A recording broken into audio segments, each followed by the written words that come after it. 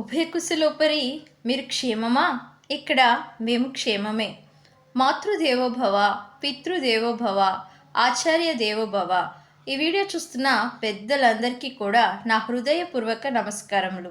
ఇవాల్టి topic September 17th ప్రాధాన్యత. అదేనండి విశ్వకర్మ జయంతి. ముందుగా మీ అందరికీ వచ్చే డౌట్ ఏంటి అంటే అసలు విశ్వకర్మ ఎవరు అని. అవునా? సింపుల్గా చెప్పాలంటే విశ్వకర్మ దేవతల శిల్పి. హిందూ పురాణాల ప్రకారం విశ్వకర్మ సత్యయుగంలో దేవతల నివాసం కొరకు స్వర్గలోకం నిర్మించారు. త్రేతాయుగంలో అయోధ్యను, శివుని కొరకు సువర్ణలంకను నిర్మించారు. ద్వాపర యుగంలో ద్వారకా నగరాన్ని నిర్మించింది విశ్వకర్మ. కలియుగంలో హస్తినాపురాన్ని, వారణావతి అంటే లక్కభవనము, ఇంద్రప్రస్థము నిర్మించారు. అంతేకాదండి, మన విశ్వకర్మ వాస్తు గ్రంథములను కూడా రచించారు. యజ్ఞకుండం నుండి యజ్ఞ ఆయుధములను సృష్టించేవారు విశ్వకర్మ. ఇంకా మనకు సింపుల్గా చెప్పాలి అంటే పరమశివునికి త్రిశూలాన్ని, శ్రీ మహావిష్ణువుకి సుదర్శన చక్రాన్ని, అదేవిధంగా ఇంద్రుడికి వజ్రాయుధాన్ని తయారు చేసింది కూడా విశ్వకర్మ. ఇక అటువంటి విశ్వకర్మకు ప్రతి సంవత్సరం కూడా సెప్టెంబర్ 17న విశ్వకర్మ జయంతిగా మనం జరుపుకుంటాము. ఇది కేవలం డేట్ ప్రకారం మాత్రం జరుపుకునే జయంతి వేడుక. So every year September 17th Vishwakarma Jayanti. ఇది ఫిక్స్, ఇందులో ఎటువంటి మార్పు ఉండదు. అదేవిధంగా సూర్యుడు కన్యా రాశిలో ప్రవేశించు శుభ సమయమే ఈ సెప్టెంబర్ 17th.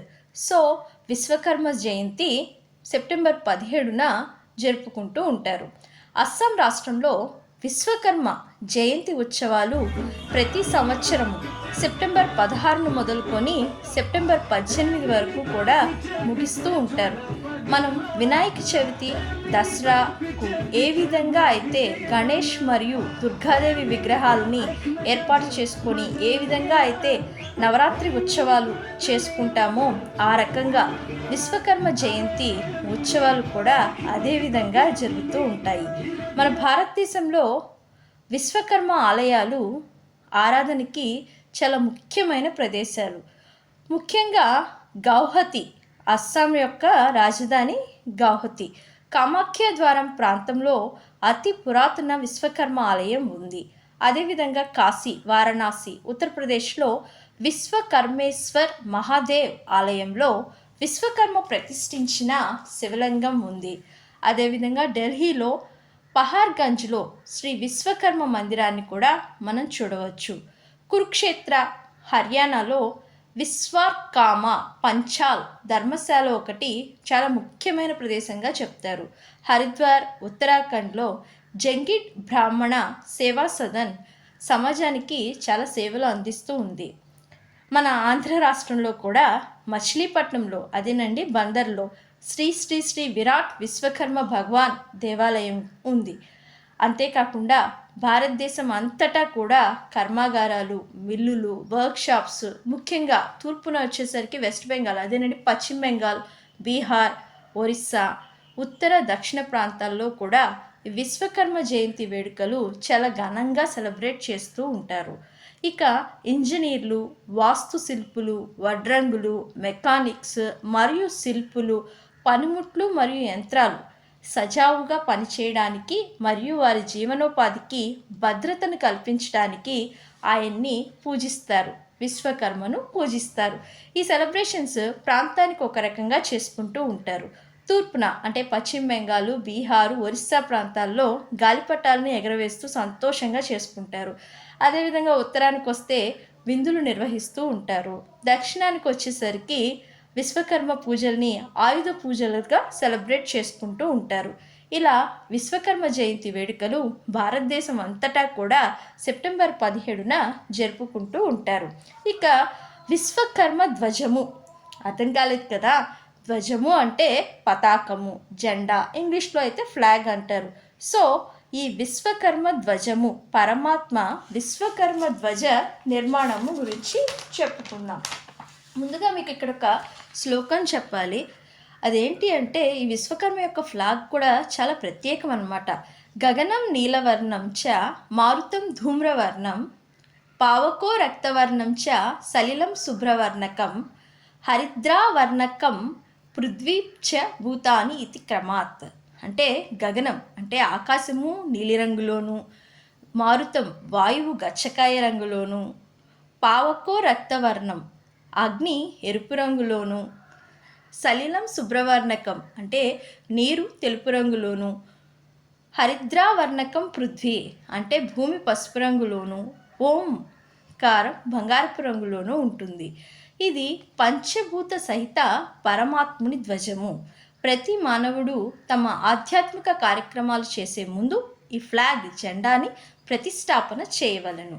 మన శాస్త్రాల ప్రకారం ప్రతి మానవుడు కూడా తమ ఇండ్లపైన, కార్యాలయాలపైన అంటే ఆఫీసులు, పనిచేయు కర్మాగారాలపైన అంటే ఫ్యాక్టరీస్, దేవాలయాలపైన ప్రతిష్టాపన చేయాలని జ్యోతిష్యులు, పండితులు తెలియచేస్తూ ఉన్నారు.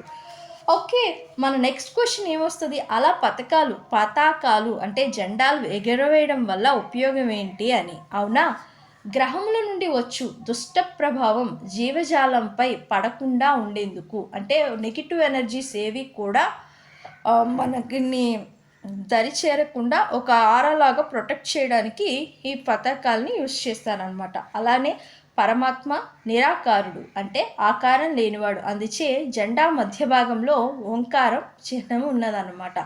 ఈ పరమాత్మని ఉనికిని తెలుసుకున్నటకు మాత్రమే ఈ జెండాలో పంచభూతములు, ఓంకారము సాక్షిభూతాలు. ఇక విశ్వకర్మని ఋగ్వేదంలోను, కృష్ణ యజుర్వేదంలో, శుక్ల యజుర్వేదంలో సృష్టికర్తగా పేర్కొన్నారు. అధర్వణ వేదంలో అయితే ఆహార ప్రదాతగా వర్ణించారు. పురుష సూక్తంలో విరాట్ పురుషుడిగా కీర్తింపబడ్డాడు. సహస్ర బాహువుగా, సహస్ర చక్షుగా, సహస్ర పాదుడుగా, సహస్ర ముఖుడుగా అన్ని వేదాలలో వర్ణింపబడినాడు విశ్వకర్మ. మహాభారతం 1000 కళలకు అధినేతగా అభివర్ణించింది విశ్వకర్మను. విశ్వకర్మ ఆర్చామూర్తిని విశ్వకర్మ పురాణము పంచశీర్షుడుగా కూడా వర్ణించింది. ఇక విశ్వకర్మ పంచముఖముల నుండి మను, మయ, త్వష్ట, శిల్పి, విశ్వజ్ఞ బ్రహ్మలు ఉద్భవించారు.